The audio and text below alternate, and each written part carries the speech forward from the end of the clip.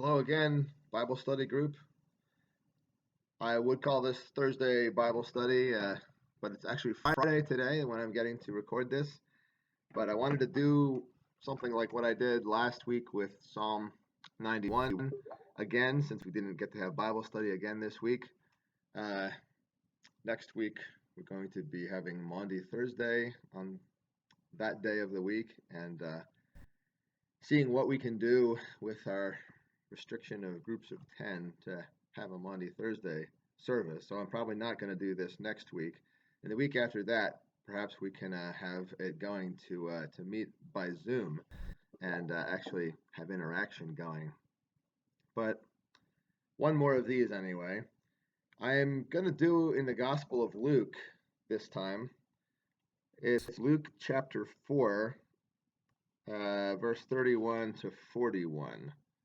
And this is a section that was suggested to me by this verse 30, where, sorry, that's verse 39, where Jesus rebukes a fever.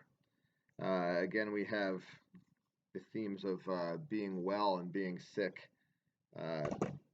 being sort of at the front of our minds right now. So there are some healings that Jesus does in this, and this is one of the pericopes, one of the Sunday morning readings for the season of Epiphany from last year of the 3-year cycle, cycle C, fourth Sunday of Epiphany. And he, that is Jesus, went down to Capernaum, a city of Galilee, and he was teaching them on the Sabbath, and they were astonished at his teaching, for his word possessed authority. And in the synagogue there was a man who had the spirit of an unclean demon, and he cried out with a loud voice, "Ha! What have you to do with us, Jesus of Nazareth? Have you come to destroy us? I know who you are, the Holy One of God." But Jesus rebuked him, saying, "Be silent and come out of him." And there's more about what happens right after that, but let's talk about up till that point first. This is early in Jesus' ministry, and he's still in Galilee. His early ministry was focused on Galilee, and he has come to the city of Capernaum, which is a city with a large Gentile population, but mixed, and there is a synagogue there, and it's the Sabbath day, and he's teaching on the Sabbath. We have elsewhere in the Gospels a account of him reading from the Old Testament scriptures, reading on the Sabbath. But you remember, he doesn't just read. Having read, he closes the scroll, and then he says, "This scripture has been fulfilled today in your presence." So he doesn't just read, he comments on it. He speaks on what he has just read, the same way that pastors do to this day, having done the readings. But we don't know what passage he might have been teaching on this time. We haven't been told that. We're just told that he's teaching in the synagogue. And the people who are listening are astonished at his teaching, for his word possessed authority. And then the demon speaks up, and he gets the chance to show supernaturally what this authority, how far this authority extends. But let's deal with it just up to that point. Teaching with authority. Teaching with authority has a sound to it that tentative teaching doesn't have. You know, if you're unsure about the meaning of something, you approach it differently than if you are sure about the meaning of it. And if you're not sure if something is that important, you don't emphasize it in the same way. Your voice sounds different. And so there is such a thing as teaching with authority that just comes off differently to people, even if they don't know for sure that you are correct. The way you carry yourself when you make the claims, that is a teaching with authority. But of course, it doesn't always mean that you're true, right? It doesn't always mean that you are actually explaining things correctly. People can teach with a whole lot of authority and be completely up a creek in terms of whether they're right or not, in terms of whether they actually have the authority that their voice claims as they are doing their teaching. And so that's something that can be astounding in its own right, right? You can be astonished at somebody's teaching for his word possessed authority. There's a couple different ways that can happen. You can be astonished at it because it sure sounds authoritative, but when you stop and think about it, it's crazy. It doesn't make any sense, or it doesn't add up. Um, you can be astonished at it, although it doesn't add up, and also impressed because you don't realize, you don't see through it, and so you're misled by it, and you could be astonished by it. Or you could be astonished by it because it does add up and it is confident and it has everything. It everything makes sense, and you listen to it and you say that is a good explanation. That makes sense, and he sounds like he knows what he's talking about, and I have no reason to doubt what he's saying. And of course, it's the last one that we are thinking about with Jesus. Um, there are plenty of examples of of the other kinds too, of course. But how do we know that it's that way with Jesus? How do we know that his authority is, um, he doesn't just sound authoritative, but he actually is? Part of the way you know is that the Gospel of Luke is entirely about Jesus, right? And you get to know him very well, and you know that he's not full of nonsense. You know that he does know what he's talking about. But right here in this scene, he gets interrupted by a man who has the spirit of an unclean demon. And that sounds redundant to us, unclean demon. Demons in our parlance, which is basically a Christian parlance set by the New Testament, and the way the New Testament uses the word demon, we we sort of view that as redundant. If it's a demon, of course it's unclean, right? There's no such thing as a good demon. But the word in Greek was a more generic word than that. Daimon was a spirit, sort of like the gods, but not as high as the gods. It was sort of like an intermediary spirit between the gods and men uh, in in Greek, which of course is a language that was a pagan language before New Testament times, or at least before the Septuagint, where you have the translation of the Old Testament into Greek, like into a pagan language. So in the world of the first century, unless you were in a Jewish context, it would not be assumed that a demon must be unclean or wicked. Uh, in the context of the Gospel of Luke, you would think, well, here we can assume that, can't we? Well, actually, Luke is a gospel that's being written with Gentiles particularly in mind. Luke is the gospel where the evangelist does the most stopping and explaining Jewish traditions, Jewish customs. You think about it, we have those first couple chapters of Luke where we have all the explanations about the priest Zechariah, who's going to be father of John the Baptist, and he is um, offering sacrifices in the temple according to his rotation. And there's just lots of places in the Gospel of Luke where there are explanations given to Gentile readers. And so this may be the same sort of thing. This word unclean slipped in there so that Gentiles can be immediately clear on the concept that that this is a fallen spirit, a bad spirit.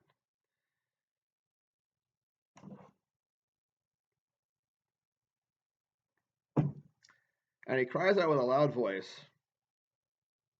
"Ha! What have you to do with us, Jesus of Nazareth? Have you come to destroy us? I know who you are, the Holy One of God." Okay, now this is a strange kind of heckling. Jesus is being heckled by a crazy person, heckled by a crazy voice, anyway, from the audience, and it's saying things about him that are actually admiring, right? Or in the voice of someone who wasn't demon possessed would be admiring. It's praising him. It's honoring him by saying, "You are the Holy One of God." But it's saying it in this crazy way. Have you come to destroy me before my time? It's clear that it's a demon speaking, and this is not actually the kind of way that you want to be acclaimed. If you are the Holy One of God, if you are someone who's on an important mission from God, if you have a special uh, secret identity as Jesus does, this is not how you want it revealed to the world. You don't want it revealed to the world in a crazy voice by someone who makes everybody look askance and alarmed. And what sort of little private fight are you talking about here that he's coming to destroy you about? So that's one reason that Jesus shuts him down. But then also, this is early in Jesus' career, and in the Gospels in general, at least the first three Gospels, the Synoptic Gospels. This is a theme early on, and when Jesus does healings, he frequently tells people, "Okay, no, don't make noise about this. Don't start a rumor. Don't let everybody know that this happened." And he does that not just with demon possessed people. He does this with perfectly normal people, like a leper that he's cleansed. He says, don't tell people about this. And that's kind of, why does Jesus do this? Is a question that comes up a lot. It's kind of pointless. It's going to get around, right? If people know that you're a leper and then suddenly you show up clean, or if people know that you're demon possessed and suddenly you show up sane, and people know you're blind and suddenly you're walking around seeing, then they're going to ask questions and you're going to have to tell them, and it's going to get out one way or the other. So that's part of Jesus' calculus when he says don't spread this around. Part of the calculus is, of course, it's gonna still get spread around. All he's doing maybe is putting a little bit of a damper on it, and so that it doesn't get spread around as fast. And I think what he's trying to do in general with this secrecy at the beginning of the Gospels is he's trying to control the growth of the snowball, if you will. His ministry is going forward. His ministry is rolling. It's picking up momentum, but he doesn't want it to pick up momentum too quickly because he has an actual plan.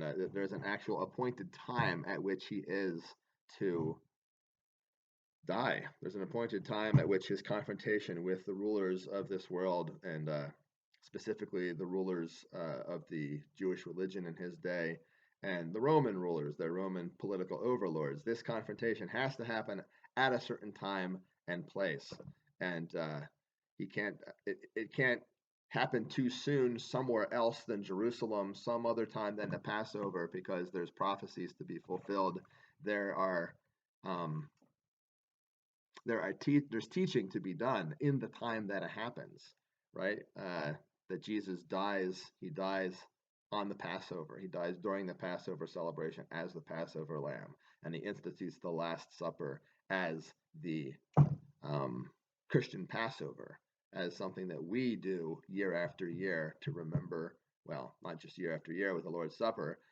Easter, we do it year after year. Lord's Supper, we do it more often than that. We do it weekly in order to remind ourselves of the sacrifice of the Lamb that saved us from, not from Egypt in this case, but from something much more profound in a way of captivity. So we talked about this not too long ago in a Thursday morning study, actually, why Jesus might slow things down and at the beginning of his ministry and not want things to spread abroad too much. But if a demon-possessed man is the one who's speaking the crazy sounding oracles that put you in a good light, but you don't want to be put in a good light by that voice, then double the reason for Jesus to hush him up. Jesus rebuked him, saying, "Be silent and come out of him." And now we find out that he really does have authority. Right here in this scene, and we don't have to read the rest of the book, right here in this scene, he really does have authority. They are astonished at his teaching, for his word possessed authority. It sounds like he knows what he's talking about. It sounds like he's got this cold, and he's the guy to ask your questions, so he can explain the ways of God and what men should be doing. Then he rebukes a demon. He says, "Be silent and come out of him." And the demon doesn't do it quietly. When the demon had thrown him down in their midst, he came out of him, having done him no harm. So he throws a tantrum, but he doesn't hurt the man, and he does come out of him. And they were all amazed and said to one another, "What is this word? For with authority and power he commands the unclean spirits, and they come out." And reports about him went out into every place in the surrounding region. So, right, he tells the demon to be quiet. I don't want to have your testimony, and he tries to hush things up. And maybe he puts a lid on it a little bit, puts a damper on it a little bit, because the demon doesn't get to say anything more provocative than that.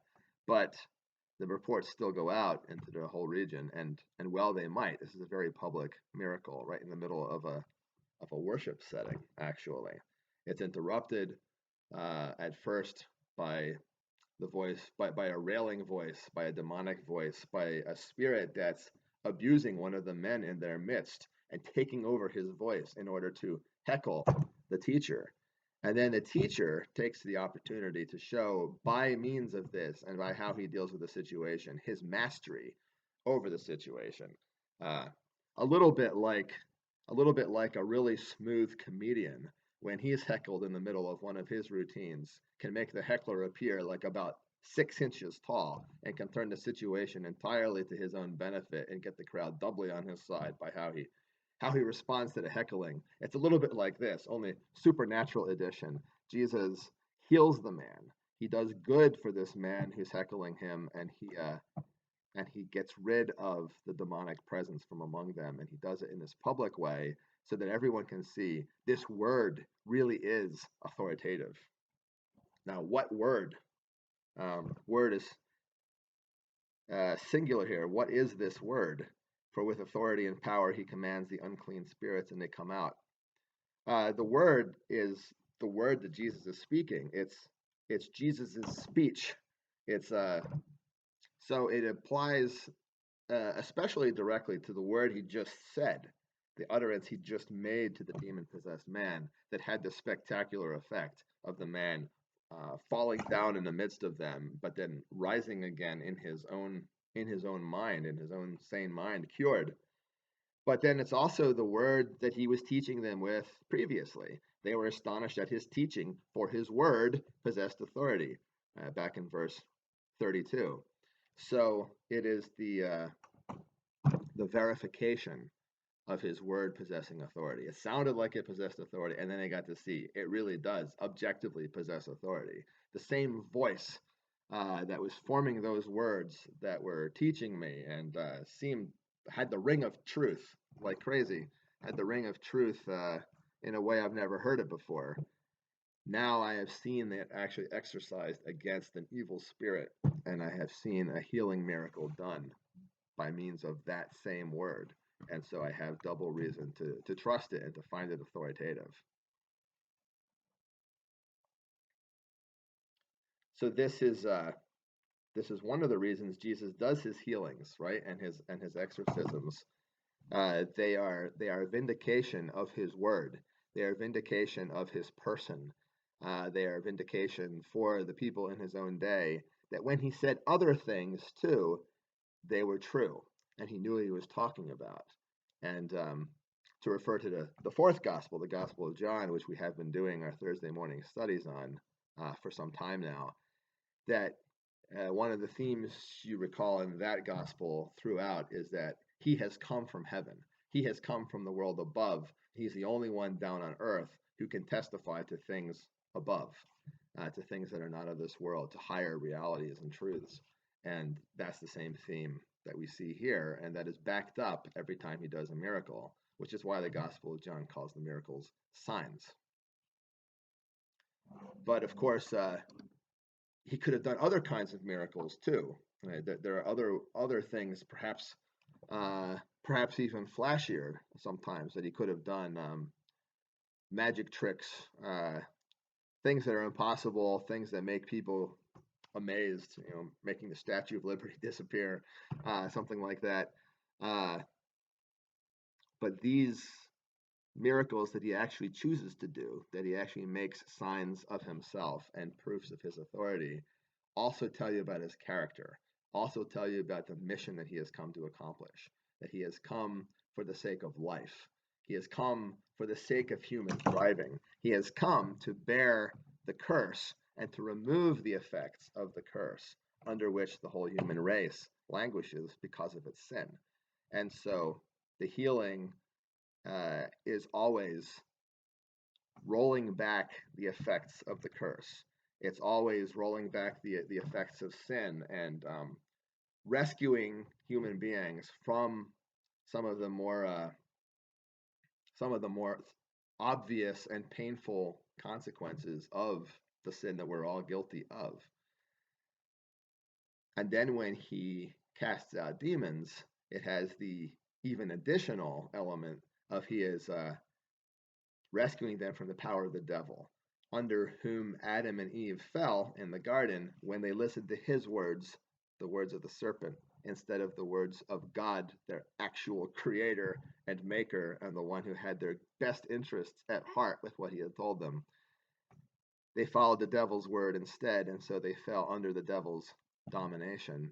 And the devil now was free, and the demons were free to do things like this to them, which they never would have been if the human race had remained entirely under God's blessing and without that curse to contend with, the penalty of death and suffering because of sin. And its connection then is made very well by the verses that follow. And here we get the verse that originally suggested this passage to me as one to do a little monologue study on.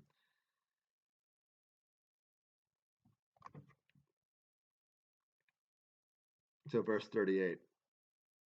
And he arose and left the synagogue and entered Simon's house. So that would be Simon Peter, St. Peter. Entered Simon's house. Now Simon's mother-in-law was ill with a high fever, and they appealed to him on her behalf. And he stood over her and rebuked the fever, and it left her, and immediately she rose and began to serve them. Now this word rebuked, it also showed up just a few verses ago when he was talking to the demon.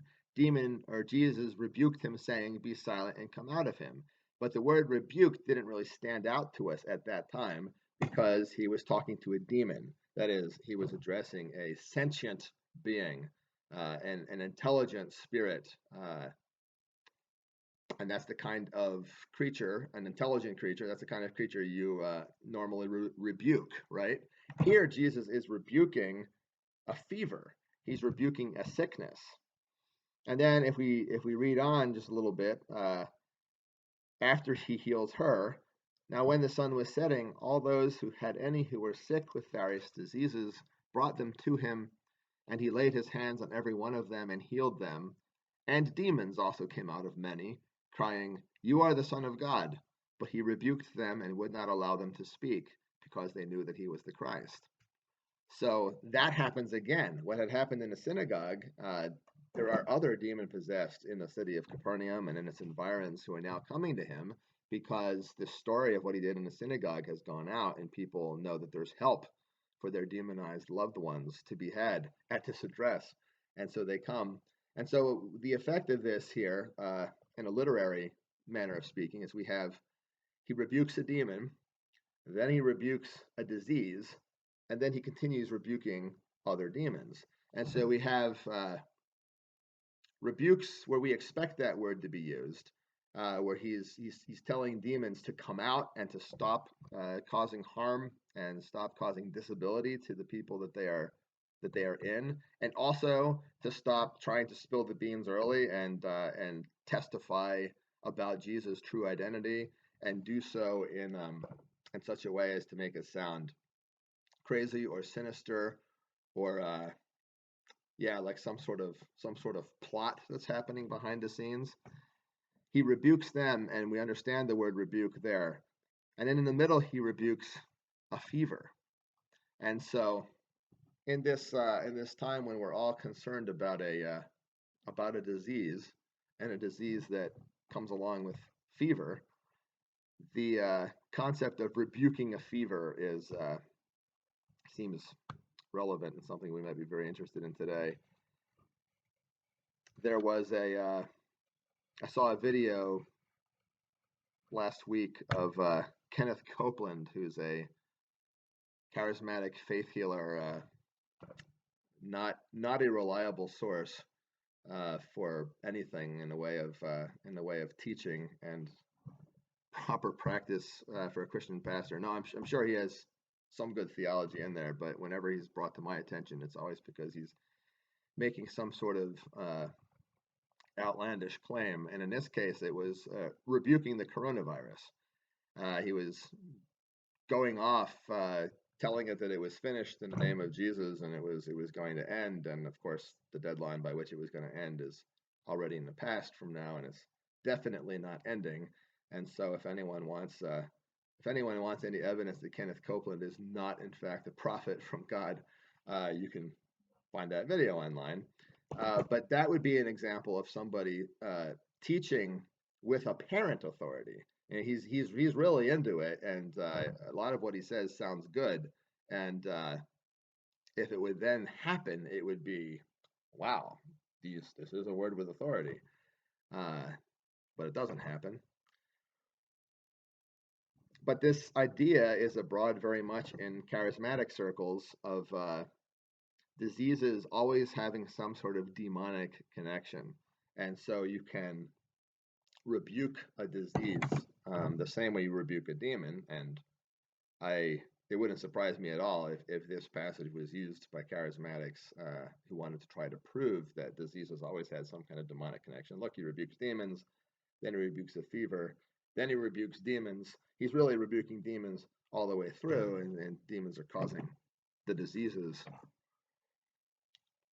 I do not think that this passage supports that, because it specifically says demons in the cases on either side, and here it just says that he's ill with a high fever.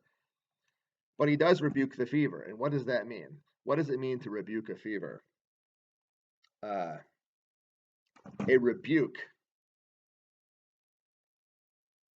The Greek word here is epitomao for rebuke, and it's an interesting word because timao by itself means to honor, means to exalt, means to say glowing things about, and seems to be the opposite of this epitomao, to rebuke or to punish. It can also mean, and in fact, in classical Greek, epitomao is just epi, on or to, plus tomao, and it means to assign value to something.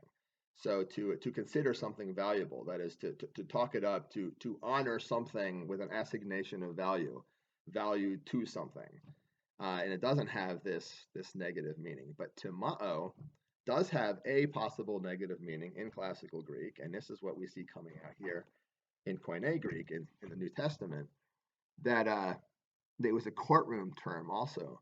Tomao was not just to ascribe great value to a person in a way which involves praise and glory. It also involves a valuation of a crime, a valuation of a fault, of an injury. How great is this injury, and what sort of punishment is appropriate for it? So timao in a legal setting,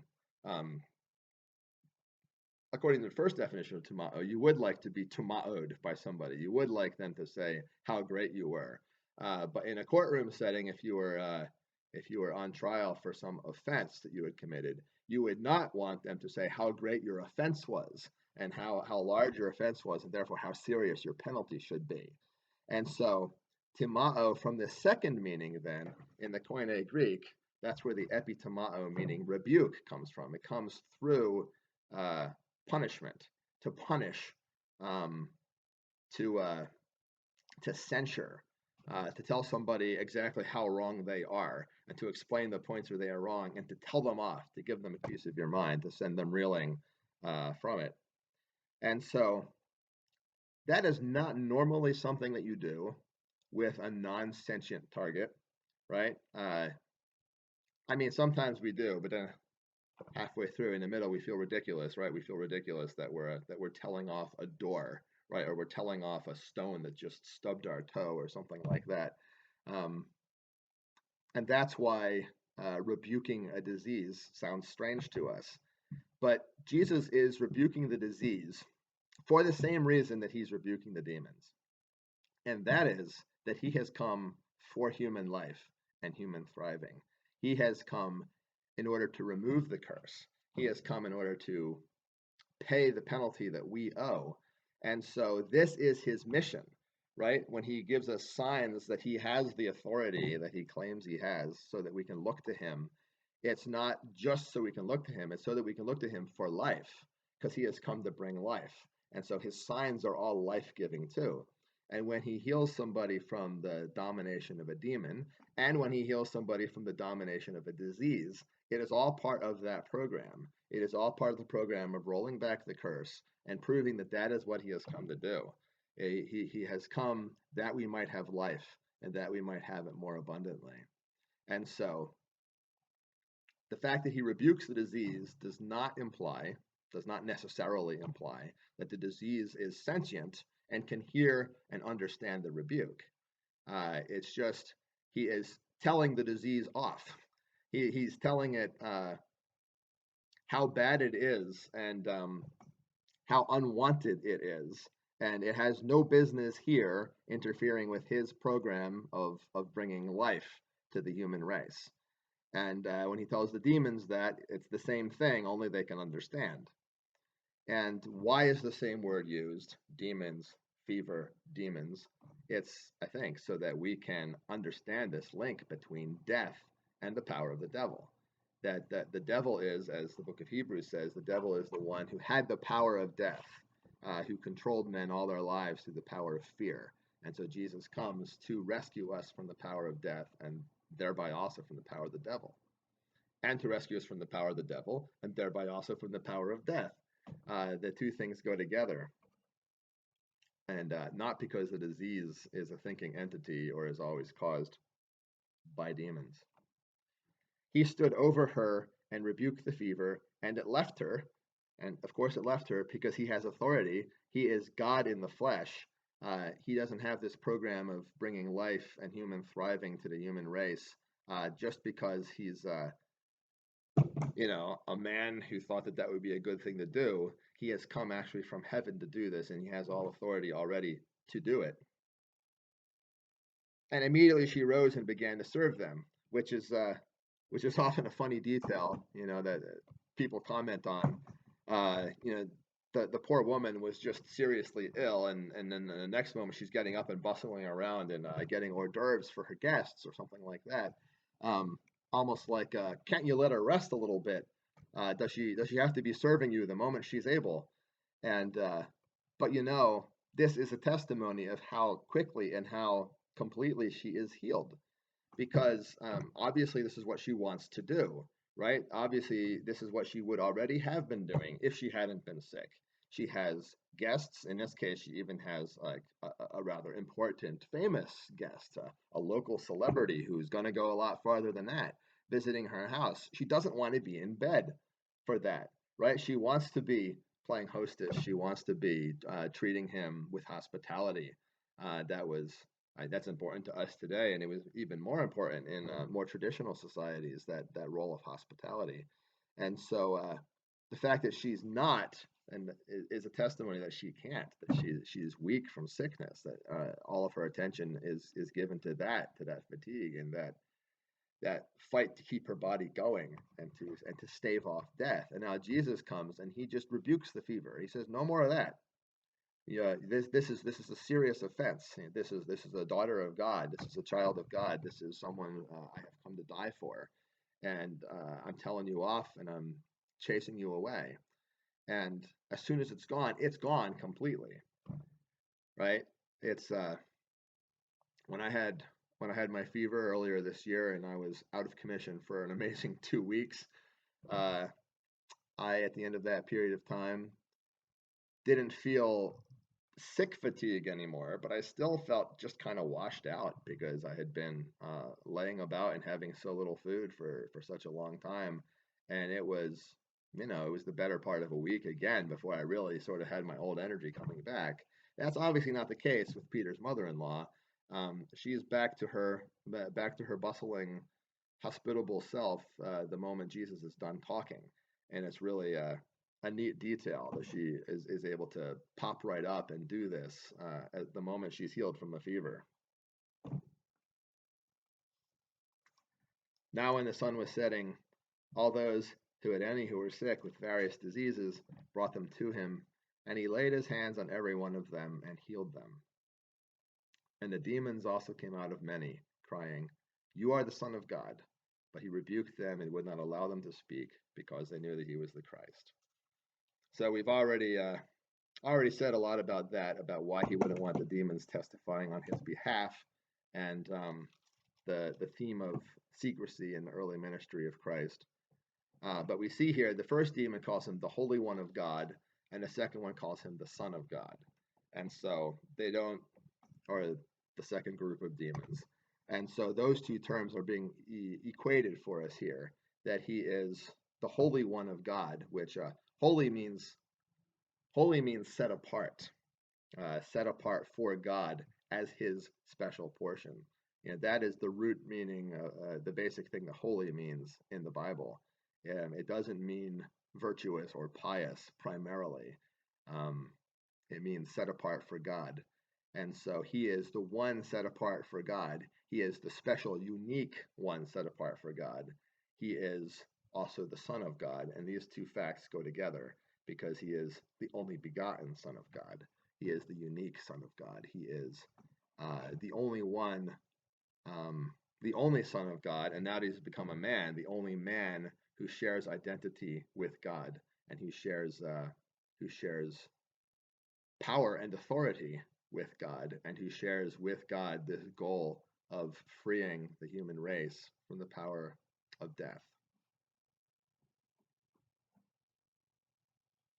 And he does it widely and generally here. One guy in the synagogue early on who interrupts him, then his hostess, but then people come from all over and gather around his house. And he goes out there and he just heals all of them. And this is a pattern that he follows throughout his ministry. When he is in a place and people bring him the sick, and he doesn't have to go finding the sick very often. Generally, they are brought to him, and they are brought to him en masse, and he does a great deal of healing at one given time. And it must have been an amazing thing to see. It must have been a glorious thing to see that much death and disability rebuked and rolled back, and that much foreshadowing of the resurrection all at one time and place. And when he lays his hands on them and heals them, that's a neat detail here too, that he lays his hands on every one of them and heals them. So before he heals them, he touches them, and he associates himself with them that way. A lot of things that people could be sick with would have made them unclean. And maybe this is another reason why the demon in the previous account is called an unclean demon. An observant Jew would not go around touching unclean things. He would try to hold himself away from touching unclean things, because if you had touched an unclean thing, that would make you unclean too, and then you would have to go through a ritual of purification and wait until the end of the day, and sometimes longer, depending what sort of uncleanness it was, in order to be clean yourself, so that you could actually approach the altar of God, bring a sacrifice, go into any sort of a holy place, or touch any holy food from somebody else's sacrifice if they were sharing it with you in a peace offering. And so Jesus associates himself with the sick and is not afraid to touch them and share their impurity, because he has the power of making them pure. They don't make him impure, he makes them pure. They don't make him weak and sick and tired and dead. He makes them to live. And of course, on the cross, for a little while, it did seem that we had made him dead, that this great goal that he had come to win life for us and to roll back the curse had just been too much for him. And it was, had he attained it, had he not, when he was dead, who could know? But then he comes back to life, and we realize Okay, he's still got it. Our death did not overwhelm his power of life. That was a temporary thing. That was a brief thing. It was just long enough so he could share in our weakness, so he could share in our death. And now, for the rest of eternity, those who believe in him can share in his life. And so, in this time of coronavirus, when Jesus is not presently walking around on his own feet and having these great healing sessions at places like Peter's house in Capernaum, uh, we may wish that he was, so that if he could come to a coronavirus ward and heal people left and right, that would be a marvelous thing. But he has come to our world, and he did heal people left and right when he was there. Not because he was under any illusion that a few mass healing sessions during one lifetime in all the course of human history could change anything, but because those were signposts for us to point to his cross and his resurrection, which does in fact change everything and give us hope for life, sure and certain hope for life, here in this life and for the age of ages to come. So that's my second monologue Bible study. I hope you appreciate it. I hope it's useful to you in this time of not being able to get out and have our normal kind of Bible study. And the Lord be with you all and protect you. Amen.